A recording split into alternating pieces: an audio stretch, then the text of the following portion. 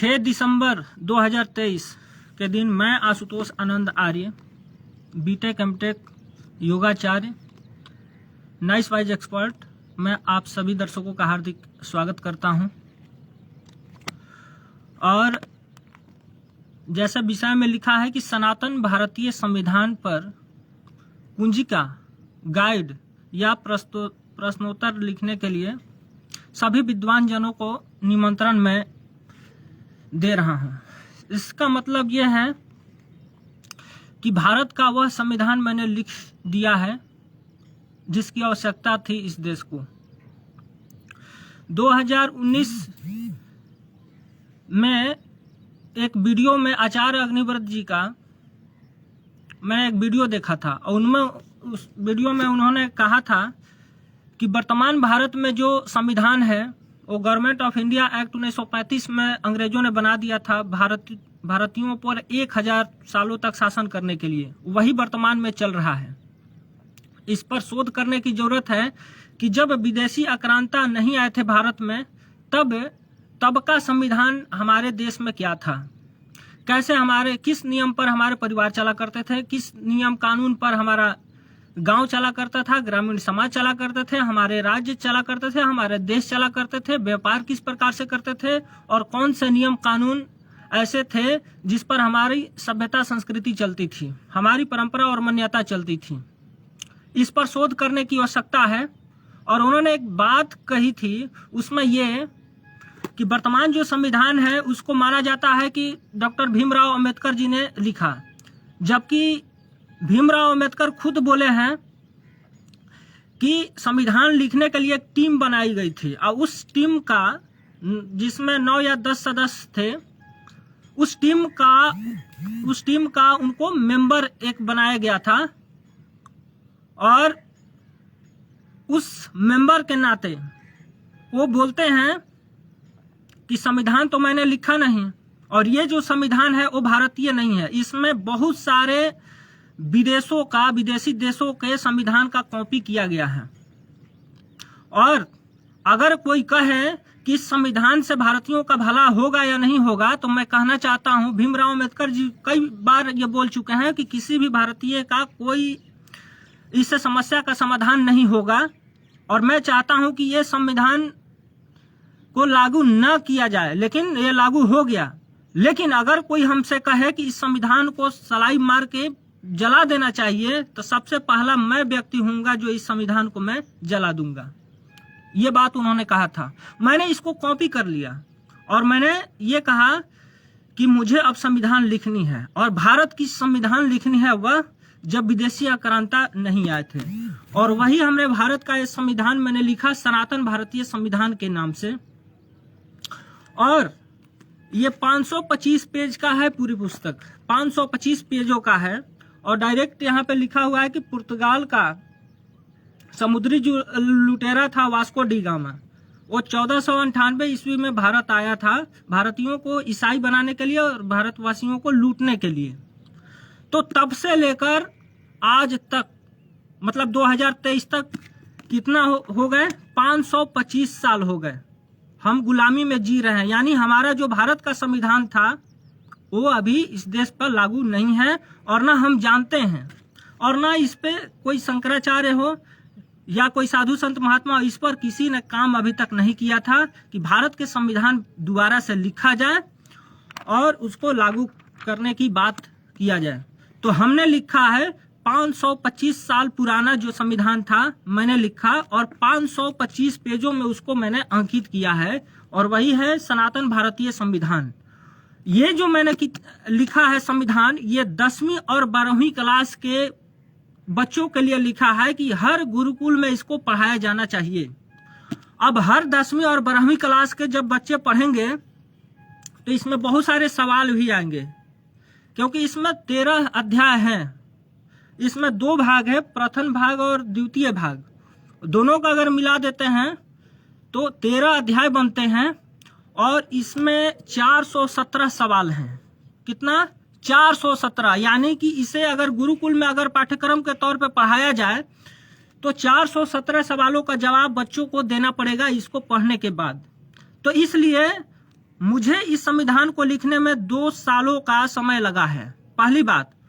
और इसमें उल्लेख मैंने किया है 56, यानी वह 56 ऐसे धर्म ग्रंथ हैं, या उसको पुस्तक कह लीजिए, जिसका मैंने कहीं से 2 लाइन कॉपी किया, कहीं 1 लाइन किया, किसी का 10 लाइन कॉपी किया। तो 56 ऐसे पुस्तक हैं जिनसे मैंने थोड़ा थोड़ा कॉपी किया है। और कॉपी कैसे किया है? डायरेक्ट बात उठाया और इसमें लिख दिया, ऐसा नहीं है। उसके बात को, उसके विचार को मैंने लिखा है और अपने विचार में मिला करके, यानी कि सनातन भारतीय परंपरा अनुसार मिला करके उसको मैंने इसमें अंकित किया है। कॉपी करने का मतलब यह है नहीं कि डायरेक्ट वहां से बात को उठाया और इसमें अंकित कर दिया, वो नहीं। उसके विचार को मैंने उठाया और इस पुस्तक में मैंने दिया। तो वैसे 56 पुस्तक का नाम इसमें दिया हुआ है। तो ये लास्ट में आप देख सकते हैं। तो मैं चाहता हूं कि इस देश में जितने भी बड़े बड़े विद्वान हैं, या अपने आप को साधु संत महात्मा कहते हैं, या शिक्षक कहते हैं, या वकील कहते हैं, या डॉक्टर कहते हैं, उन सभी महापुरुषों को, उन सभी विद्वानों को मैं निमंत्रण देता हूं कि इस पुस्तक, यानी कि इस संविधान पर आप गाइड लिखे, यानी कुंजिका पत्र आप लिख सकते हैं, प्रश्नोत्तर लिख सकते हैं। ठीक है। अब इसके अंदर जो 417 सवाल है, ये कैसे आया, इसके बारे में थोड़ा मैं आपको बता देता हूं। जैसे जैसे ही इसको पहला अध्याय आप निकालेंगे तो पहला ही अध्याय में आता है संपूर्ण व्यवस्था परिवर्तन। क्यों? यह अध्याय का नाम है कि हम संपूर्ण व्यवस्था परिवर्तन करना चाहते हैं। लेकिन क्यों करना चाहते हैं, ये पूरी उस अध्याय में आपको पढ़ने को मिलेगा। ठीक है। तो संपूर्ण अब इसमें क्या है, व्यवस्था परिवर्तन की जहां पर बात होगी वहां पर नियम कानून की बात होगा, वहां पर संविधान में जितने भी कानून हैं उसकी बात होगा कि ये कानून जो है भारतीयों के लिए हितकर नहीं है। तो यानी वकील भाइयों के लिए ये है कि व्यवस्था परिवर्तन में जितने भी आते हैं आपके नियम और कानून, उससे संबंधित वो सवाल का जवाब देंगे। अब इसमें 3 तरह के सवाल हैं। पहला है निम्न प्रश्नों का उत्तर आप अपने शब्दों में दें, और जिसमें 10 सवाल हैं। अंतर स्पष्ट करें निम्न शब्दों का, उसमें 2 सवाल है, और निम्न शब्दों पर निबंध लिखें, ये 4 सवाल है। यानी कि पहला जो अध्याय है संपूर्ण व्यवस्था क्यों, तो उसमें कुल मिलाकर 16 सवाल बनते हैं। तो जब आप कुंजिका और गाइड लिखेंगे तो ये 16 सवालों का जवाब आपको उसमें देना पड़ेगा। तो समझ सकते हैं कि कितना हमने मेहनत किया है। अब दूसरी अध्याय की अगर बात करें तो भारत और यूरोप अमेरिका की सभ्यता में बिछोभ, यानी कि भारत का क्या सभ्यता है, संस्कृति, परंपरा, मान्यता, और यूरोप अमेरिका का सभ्यता संस्कृति क्या है पिछले 4000 वर्षों का। तो इसमें ये आपको उल्लेख किए हैं और बहुत ही लंबा चैप्टर है ये। और लंबा चैप्टर होने के नाते अलग अलग विषय पर अलग इसमें प्रश्न बनाए गए हैं। अगर निम्न प्रश्नों के उत्तर यहाँ पर दें, अगर इसकी अगर बात करें तो टोटल मिलाकर 57 सवाल बनते हैं, 57 सवाल बनते हैं। और अंतर स्पष्ट अगर इस सवाल की अगर बात करें तो 4 सवाल बनते हैं। निबंध लिखने की अगर बात करते हैं तो 24 सवाल बनते हैं, 24। और टिप्पणी लिखने के लिए इसमें आते हैं सवाल, उसमें 8 सवाल बनते हैं। और एक सवाल बनता है जैसे विचार प्रस्तुत करें, या फिर कोई 10 लड़कों का वो है समूह है और उसमें किसी टॉपिक पर आपने दे दिया गया है, उस टॉपिक पर आपको बहस करनी है, तो वो भी 2 सवाल इसमें अंकित है। अगर इसको मैं मिला दूंगा चैप्टर 1, 2, 3, 4, तो कुल मिलाकर बनते हैं 112 सवाल। यानी कि सनातन भारतीय संविधान भाग 1 जब बच्चे 10वीं क्लास 12वीं क्लास के जब पढ़ेंगे तो उसमें टोटल 112 सवाल बनते हैं। तो अगर आप गाइड या कुंजिका लिखते हैं इस संविधान पर तो 112 सवालों का जवाब आपको बच्चे के अनुसार आपको देना पड़ेगा। तो ये रहा भाग 1। अब 2 पर हम अपन चलते हैं, ये है भाग 2। ठीक है। अब भाग 2 में पहला ही जो अध्याय है वो है यूरोप अमेरिका की सभ्यता संस्कृति का संविधान। यानी यूरोप अमेरिका में जो संविधान चल रहा है पिछले 2000 सालों से या अभी चल रहा है, उसके बारे में बताया गया है कि उसका क्या संविधान है। तो इसमें भी निम्न प्रश्नों के उत्तर दें, 10 प्रश्नों प्रश्न इसमें लिखे गए हैं और निम्न शब्दों के पर अंतर स्पष्ट करें। इसमें भी 10 सवाल इस पर हमने बनाया है, यानी 20 सवालों का जवाब आप देंगे तो ये प्रथम अध्याय आपको सही ठीक लगेगा। दूसरा अध्याय पे चलते हैं, सनातन भारतीय संस्कृति का संविधान। मैंने यूरोप अमेरिका के सभ्यता संस्कृति परंपरा मान्यता का संविधान आपने पढ़ लिया, तो अब भारत का पढ़िए कि भारत का क्या सभ्यता संस्कृति परंपरा मान्यता का क्या संविधान है।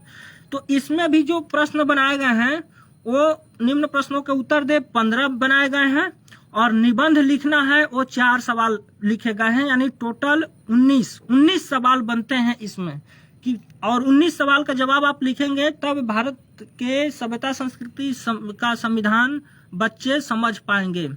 तो जब भी आप गाइड और कुंजिका आप लिखेंगे तो इस बात का जरूर ध्यान रखें कि इसके मंतव्य के हिसाब से, यानी विचार के हिसाब से ही आपको लिखना है। और इसके विचार क्या है? Flow of the nature, rule of the nature, यानी कि प्रकृति के सिद्धांत जो होते हैं, प्रकृति का जो नियम होते हैं उसी जो फॉलो करे वही इसमें लिखा गया है, वही हमारा भारतीय सभ्यता संस्कृति का नियम कानून है। और जो प्रकृति के विपरीत काम करता है वो हमारा नहीं है, वो यूरोप अमेरिका का है संविधान। तो इसमें आपको पढ़ने को मिलेगा। अब तीसरे अध्याय पे चलते हैं। तीसरा अध्याय है सनातन माने भारतीय ग्रामीण समाज का व्यवस्था। हमारा परिवार कैसे चलता है, किन सिद्धांतों पे चलता है, हमारे गांव जो चलता है किन सिद्धांतों पे चलता है, गांव का निर्माण कैसे होता है और गांव में कैसे कैसे लोग रहते हैं, वो कितने विद्वान हैं और क्या प्रक्रिया है एक गांव को चलाने का, यह पूरा इस संविधान में ऐसा लिखा गया है। और इसकी अगर बात करें ग्रामीण समाज की व्यवस्था में तो निम्न प्रश्नों के उत्तर दें, 8 सवाल हमने इसमें बनाया है और अंतर स्पष्ट करने के लिए 2 सवाल हैं और निबंध लिखने के लिए 2 सवाल हैं, यानी टोटल 12 सवाल इसमें बनते हैं। 12 सवाल आपको सवालों का जवाब आपको देना पड़ेगा। अब चौथे अध्याय में अगर पढ़ते हैं तो ये है सनातन ग्रामीण समाज की व्यवस्था एवं नियम, यानी हमारा गांव तो बन गया लेकिन गांव का जो ग्रामीण समाज है, जो हमारा पंचायत है, जो हमारा ब्लॉक है, वो किन किन सिद्धांतों पे चलता है, किन किन नियमों पे चलता है, ये पूरा चैप्टर ही है। ठीक है, तो इसका अगर प्रश्न की अगर बात करें तो इसमें निम्न प्रश्नों का उत्तर दे 18 सवाल है, 18 यानी 18 सवाल का जवाब आपको देना पड़ेगा।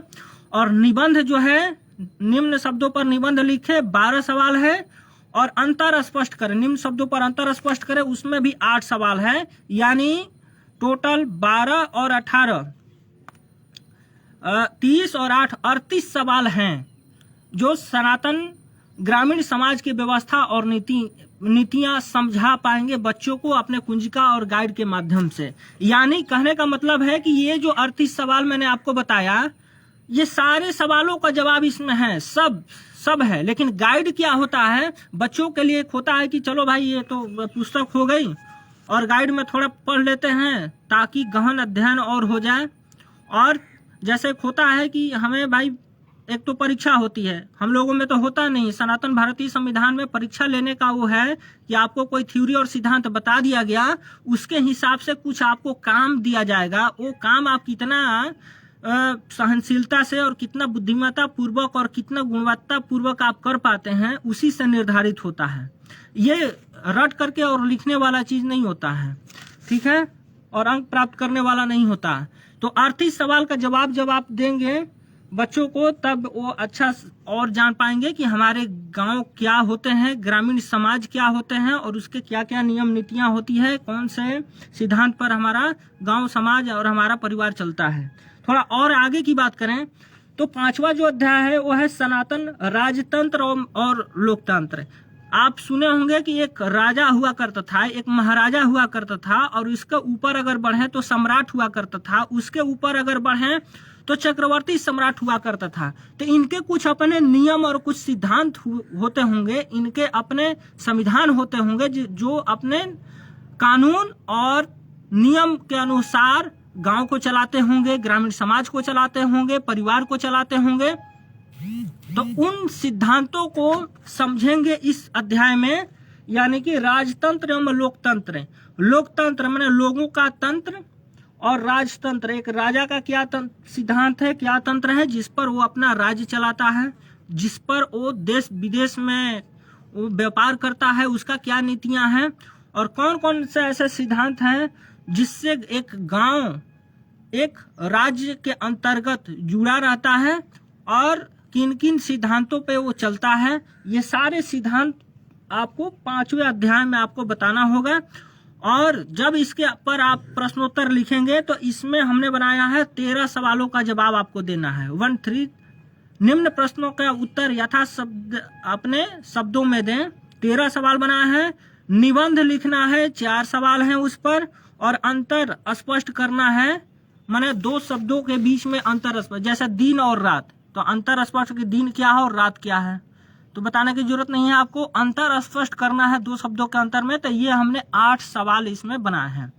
ये जितने भी सवाल मैं आपको बता रहा हूँ ऑलरेडी इसमें दिया हुआ है, सबके जवाब दिए गए हैं, बशर्ते एक सपोर्ट के लिए, यानी गुरुकुल के विद्यार्थी जो 10वीं 12वीं पढ़ेंगे और इस संविधान को जब वो पढ़ेंगे तो उनको सपोर्ट के लिए प्रश्नोत्तर आपको लिखना है और कुंजिका लिखना है, क्योंकि सारा काम मैं नहीं कर सकता। अभी मैं 1 दर्जन पुस्तक लिख चुका हूँ, और 1 दर्जन पुस्तक लिख चुका हूँ, लेकिन इस पुस्तक को लिखने के लिए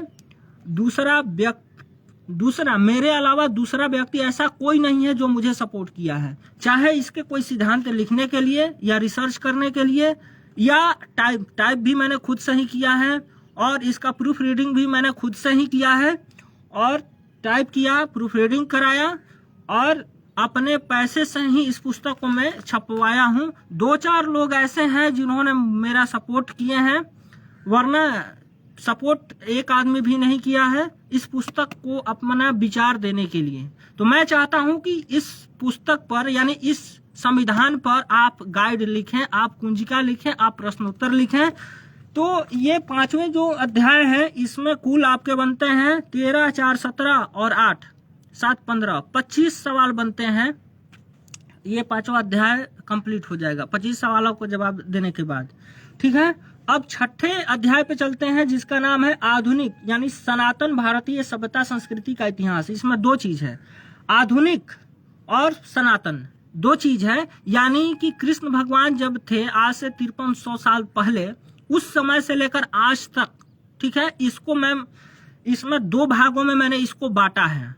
ठीक है, कैसे बांटा है, जैसे 1400 साल पहले कौन आए, मोहम्मद जी आए, तो इन्होंने इस्लाम बना दिया सभ्यता, और 2023 साल पहले कौन थे, ईसा मसीह थे, तो उन्होंने बना दिया ईसाई सभ्यता। ठीक है, और उसका 3000 साल पहले कौन थे, तो यहूदी परंपरा थी। ठीक है, तो यहूदी परंपरा से लेकर के अभी तक जो भी इतिहास है इसको मैं आधुनिक मानता हूं, और यहूदी परंपरा से पहले का जितना भी इतिहास है उसको मैं सनातन इतिहास मानता हूं। तो इसको मैंने 2 पार्ट में डिवाइड किया है। और आधुनिक, ये कैसे कैसे मजहबों का जन्म हुआ, कैसे कैसे आया, इसके क्या सिद्धांत हैं, और पिछले 4000 वर्षों का हमने पूरा इतिहास इसमें लिखा।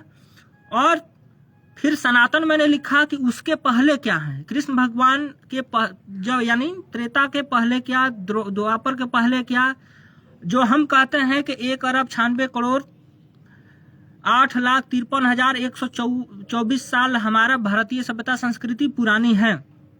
तो इसको मैंने साबित किया है इसमें, और बहुत सारी चीजें इसमें साबित किया है, और आप भी साबित कर पाएंगे। और कैसे कर पाएंगे, सारे सबूत इसमें दिया हुआ है।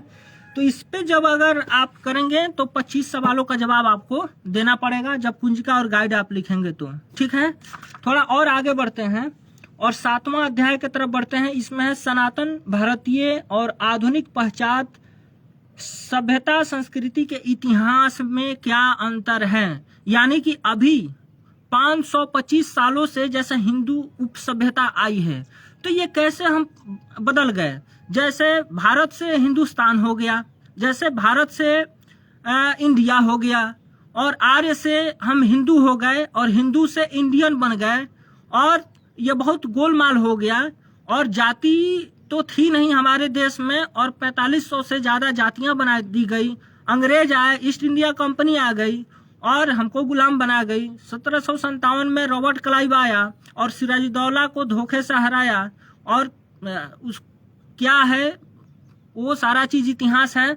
1857 में जो क्रांति हुई वो सब सारा चीज इसमें मिलेगा कि 25 सितंबर से लेकर 1 नवंबर तक इस देश में एक भी अंग्रेज जीवित नहीं बचे थे। 1857 की क्रांति में कैसे हम भारतवासी 4.25 करोड़ कैसे भारतवासी माने पुरुष और स्त्री मिलाकर कैसे हमने 3.5 लाख अंग्रेजों का गला कैसे हमने काट दिया था। यानी कि जब 1857 की क्रांति हुई थी उसमें उस समय लगभग 3.5 लाख अंग्रेज भारत में थे, बच्चे बूढ़े जवान सब मिला करके।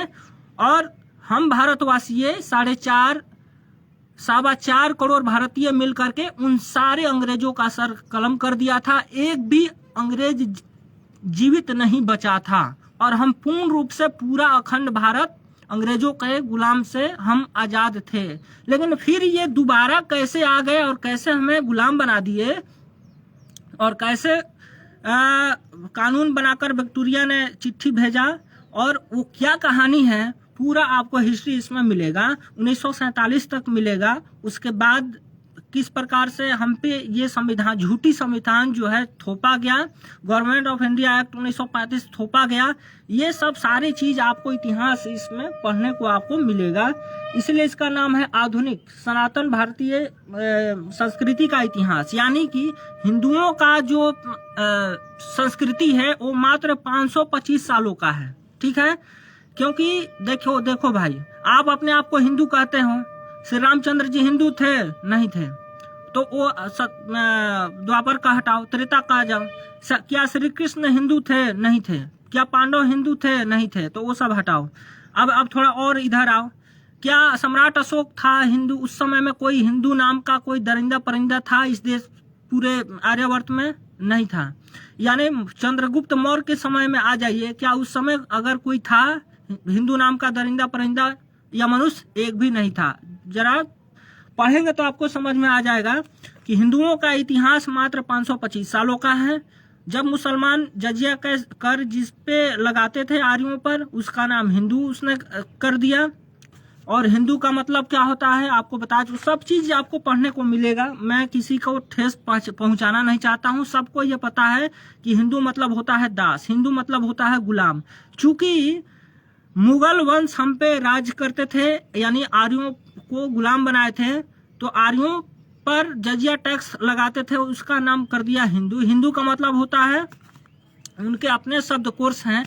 हिंदू शब्द न संस्कृत का शब्द है और न ही किसी भी भारतीय भाषा का शब्द है और न ही किसी भारतीय शब्दकोश का शब्द है।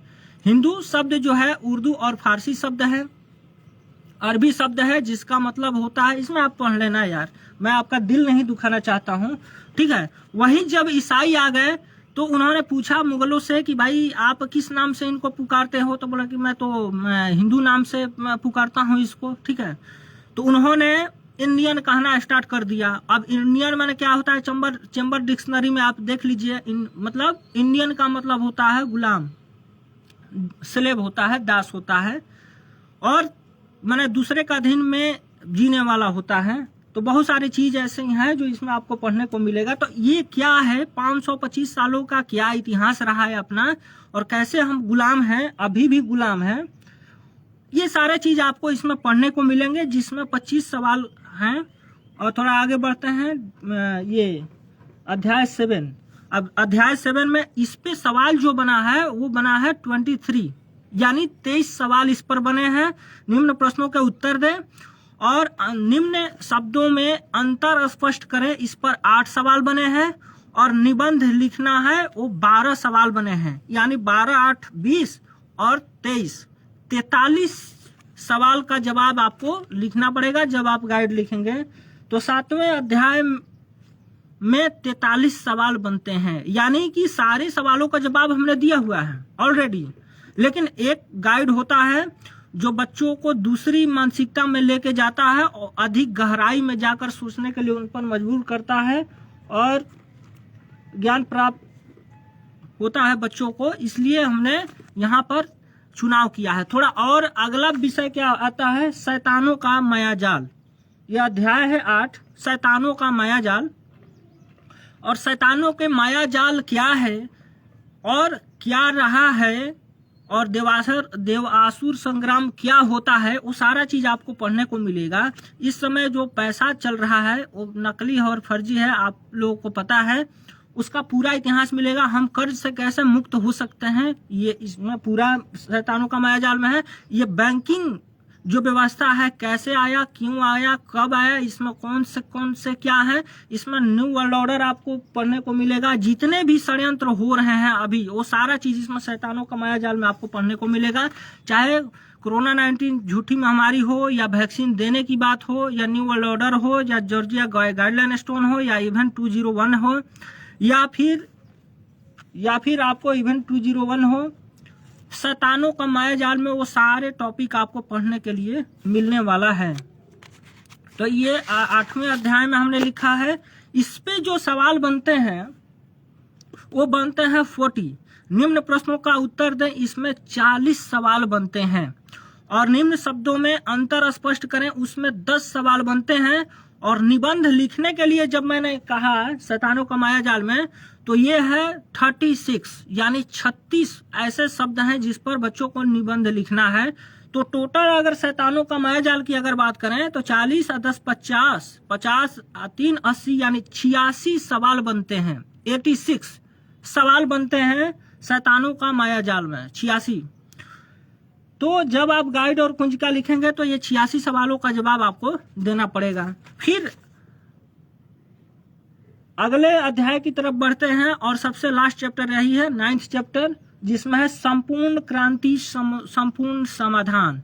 ये विषय का नाम है संपूर्ण क्रांति संपूर्ण समाधान। और इसमें सारे सवालों का जवाब आपको मिलेंगे जो आप चाहते हैं। चाहे प्रकृति के बारे में, मैं कौन हूँ, क्या मैं डॉक्टर हूँ, क्या मैं इंजीनियर हूँ, क्या मैं बिहारी हूँ, क्या मैं भूमिहार हूँ, क्या मैं योगाचार्य हूँ, मैं क्या हूँ, क्या मैं आशुतोष हूँ, आपको सवाल का जवाब मिलेगा। ये पूरी सृष्टि कैसे चलती है वो आपको मिलेगा। सूर्य का निर्माण कैसे होता है ये सवाल जवाब मिलेगा आपको। चंद्रमा का निर्माण कैसे होता है ये मिलेगा। और पूरा सृष्टि का निर्माण कैसे होता है ये आपको मिलेगा। जो आप सवाल पूछेंगे वही इसमें जवाब मिलेगा।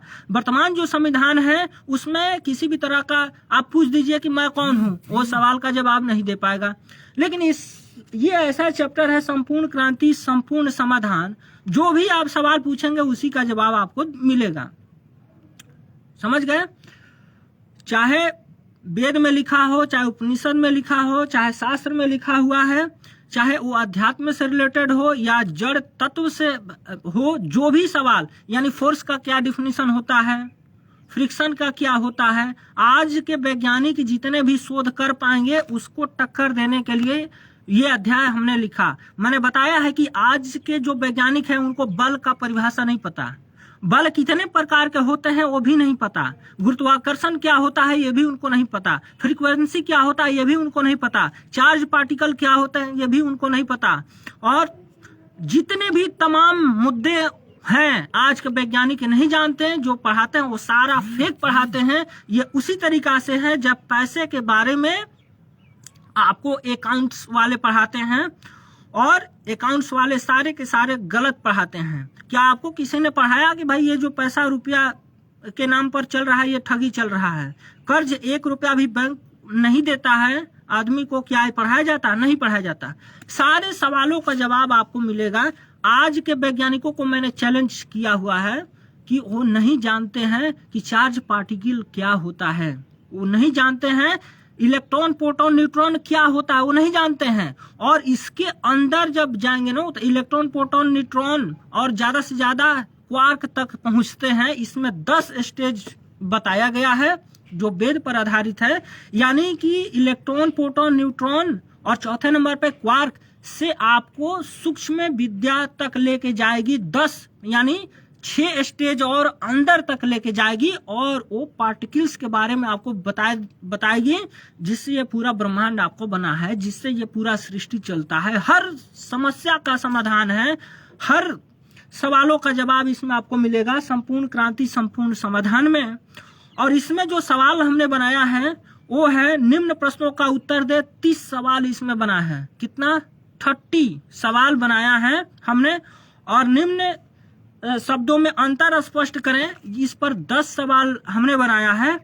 और निम्न शब्दों पर निबंध लिखें, इस पर भी 10 सवाल बने हैं। यानी कि संपूर्ण क्रांति संपूर्ण समाधान के अगर सवाल की अगर बात करें तो 30 10 40 10 50 यानी 50 प्रश्न बनाए हैं इस पर। यानी सोच सकते हैं कि 50 सवाल जब बना दिए हैं तो इसका उत्तर हमने कैसे शॉर्ट में हमने दिया होगा। एक तो हमने दे दिया इसका आंसर, और हम चाहते हैं कि आप जब कुंजिका गाइड या प्रश्नोत्तर आप लिखेंगे तो आप अपने हिसाब से इस पुस्तक को, अब देखो ये जो कैसे हमने लिखा, ये हमने लिखा है अध्यात्म बल पर। समाधि तो मेरी लगी नहीं अभी तक, झूठ मैं नहीं बोलूंगा, लेकिन इस संविधान को लिखने के लिए समाधि में बैठना पड़ता है और हर एक विचार पर घंटों घंटों सोचना पड़ता है। और सोचना कैसे पड़ता है? मान लीजिए कि कोई एक शब्द है, मान लीजिए कि ट्रेड है, TRADE। ट्रेड मतलब क्या होता है? आप कहेंगे कि व्यापार होता है। और ट्रेड करने ही तो आए थे अंग्रेज। ईस्ट इंडिया कंपनी ट्रेड करने के लिए ही भारत में तो आई थी और पूरे भारत को गुलाम बना ली। सिर्फ व्यापार करके गुलाम बना ली। इस पर हमने घंटों घंटों विचार किया। बहुत सारे शब्दकोश का मैंने पन्ना उल्टे और आखिर में पता चला कि TRAD ट्रेड मतलब व्यापार नहीं होता। ट्रेड का मतलब होता है लूट मार। ट्रेड का मतलब होता है शोषण करके और लूट लेना। यानी ईस्ट इंडिया कंपनी यहाँ पर व्यापार करने के लिए नहीं आई थी, वो लूट मार करके लोगों को पर अत्याचार और शोषण करके धन लूटने का काम करती थी। पूरा इतिहास आपको इसमें मिलेगा, कैसे उसने वो अंग्रेज अत्याचार हम पे करते थे और कैसे हमें गुलाम बनाए, कैसे राजा को कैसे धन हड़प लेते थे। और ये स्थिति हमें आज बद से बदतर हुई है, ये कैसे हुई है वो सारा चीज का जवाब आपको इसमें मिलने वाला है। अगर सारे सवालों का अगर हम एक बता दें कि कितना सवाल हुआ इसमें, ठीक है, तो निम्न प्रश्नों का उत्तर दें। अगर इसमें भाग 2 की बात करते हैं तो निम्न प्रश्नों का उत्तर दे, ये बनता है 163, यानी 163 सवाल इसमें लिखे गए हैं। यानी बच्चों को देना पड़ेगा, या फिर आप कुंजिका या गाइड या प्रश्नोत्तर लिखेंगे तो आपको देना पड़ेगा 136 सवालों का जवाब भाग 2 के लिए आपको देना होगा। निम्न प्रश्नों का उत्तर दें। और दूसरा नंबर का है निम्न शब्दों में अंतर स्पष्ट करें। यह है 58, यानी 58 ऐसे सवाल है जिसका जवाब आपको देना होगा। और तीसरा नंबर पे है निबंध लिखने के लिए। बच्चों को बोलेगा कि अब ये पुस्तक पढ़ लिया और अध्याय आपने पढ़ लिया, उस अध्याय में जब मैं जोड़ता हूं तो निबंध लिखने के लिए 84 हैं, 84, यानी 84 शब्दों पर बच्चों को निबंध लिखना होगा। अगर सबका कैलकुलेशन अगर कर देते हैं 163 प्लस 58 प्लस 84 तो 305 सवाल बनते हैं। यानी कि सनातन भारतीय संविधान भाग 2 में बनते हैं 305 सवाल, यानी 305 सवालों का जवाब आपको देना होगा। जो को भी इस संविधान को पढ़ेगा उनको 305 सवालों का जवाब देना पड़ेगा। लेकिन मैंने इसे तो लिखा है 10वीं और 12वीं क्लास के उन बच्चों को जो गुरुकुल में पढ़ते हैं, जो सत्य को जान करके और हमें यानी प्रकृति को बचाने का काम करेंगे। सनातन भारतीय सभ्यता संस्कृति परंपरा क्या है इसे जान करके और पूरे विश्व में इसका परचम लहराने के लिए हमने लिखे हैं। तो इसमें 305 सवालों का जवाब देना होगा। और भाग 1 जो है सनातन भारतीय संविधान भाग 1, इसमें बनते हैं 112 सवाल। तो अगर दोनों अगर अपन जोड़ देते हैं 112 प्लस में 305 तो बनते हैं 417। यानी कि सनातन भारतीय संविधान में 417 सवाल मैंने लिखा है। जो कोई भी पढ़ेगा इस पुस्तक को, चाहे गुरुकुल के विद्यार्थी पढ़े या आप पढ़ें या कोई भी पढ़े, उन्हें 415 सवालों का जवाब देना होगा। यानी कि 417 सवालों का जवाब मैंने इसमें दिया हुआ है। और यही नहीं दिया हुआ है, हजारों मैंने सवालों का जवाब इसमें दिया, हजारों सवालों का जवाब मैंने दिया है। लेकिन मुझे जब लगा कि नहीं, इस टॉपिक पर बच्चों से प्रश्नोत्तर लिखवाना चाहिए, या जो इस पुस्तक को पढ़ेंगे उनसे वो लिखवाना चाहिए, तो वो जो सवाल बने हैं वो बने हैं 417। तो हम आमंत्रित करते हैं सभी विद्वान जनों का, चाहे साधु संत महात्मा हो या आप वकील हो, चाहे डॉक्टर हो, सभी तरह के इसमें सवाल हैं। एक डॉक्टर के लिए भी है, कोविड-19 जो झूठी महामारी आई उस पर भी ये सवाल है। वैक्सीन के अंदर क्या सामग्री होती है, 25 प्रकार के उसमें सूत्र हमने लिखा है, वो भी है। तो डॉक्टर की भी जरूरत है, वकील का भी जरूरत है, क्योंकि वकील जब रहेंगे तो वो संविधान में कौन कौन सा मैंने क्लॉज लेकर के इसमें लिखा है, कौन कौन से नियम कानून, वो सारा चीज उनको ज्यादा जानकारी है। तो इस पर ये कुंजिका जब लिखेंगे प्रश्नोत्तर, तो उनको ज्यादा से ज्यादा मतलब सटीक और सही वो इसका जवाब दे पाएंगे। अगर कोई भूगोल शास्त्री हैं तो पूरे विश्व का इसमें भूगोल हमने बताया है, तो जब वो लिखेंगे ना तो अपनी वो पूरी लगा देंगे जो भी एक्सपीरियंस होगा। तो भूगोल शास्त्री की भी जरूरत है। अगर आप विज्ञान के अगर कोई विद्यार्थी हैं तो विज्ञान के तो बहुत सारे इसमें सवाल पड़े हैं जिसका आपको जवाब लिखना होगा। लेकिन हाँ, इस पुस्तक का जवाब कौन देगा, एक ही शर्त है, और वो एक शर्त ये है कि इन सारे सवालों का जवाब वही दे पाएगा जो योगी होगा। मान लीजिए कि योगी तो कोई है नहीं, तो मान लीजिए कोई तपस्वी होगा, तपस्वी भी कोई नहीं है, तो जो कोई अध्यात्म के बल पर पढ़ता हो, अध्ययन करता हो, वही इन सारे सवालों का जवाब दे सकता है। ध्यान रखिए, वही व्यक्ति जो अध्यात्म पर सोचता हो, उसका गहन पकड़ हो, वही इन सारे सवालों का जवाब दे सकता है। नॉर्मल इंसान के बस का वो बात नहीं है, हवा सर से निकल जाएगी।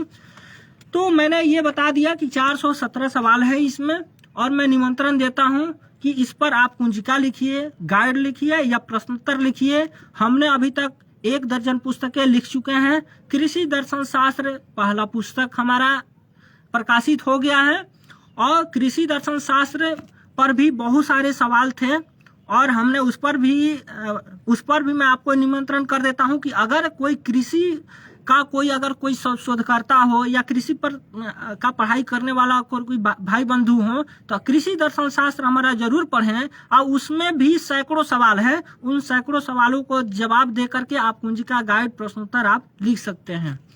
उसके माध्यम से अपन जहर मुक्त मिशन चलाते हैं। जहर चाहे आपके खाने में हो, जहर चाहे आपके शरीर में हो, चाहे जहर पानी में हो, चाहे वायु में है, जहर कहीं भी हो, उससे मुक्त हम कैसे हों, उसके माध्यम से अपन चलाते हैं। बिहार में सैकड़ों किसान जहर मुक्त कृषि खेती कर रहे हैं और लाभान्वित हैं पूरी तरीके से। तो ऐसे कुछ लोग हमसे जुड़े हैं, और लगातार हमसे कुछ लोग जुड़ते चले जा रहे हैं। ये संविधान तभी सफल इसको माना जाएगा जब ये संविधान आप तक पहुंचेगा, आप इसका अध्ययन करेंगे और आप दोनों का पैरेलल देखेंगे कि हमारे पास वो संविधान आ चुका है।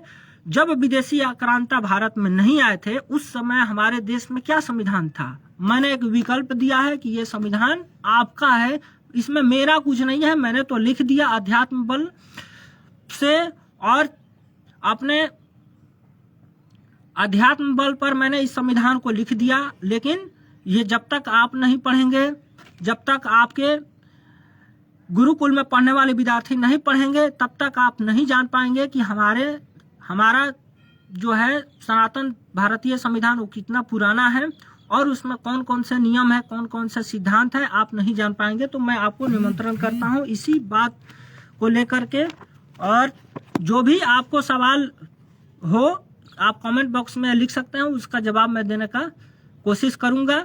और अगला वीडियो जो भी आप सवाल करेंगे उसी पर होगा। तब तक हर हर महादेव, वंदे मातरम। आप सभी का कल्याण होवे, मंगल होवे, इसी कामना के साथ हर हर महादेव।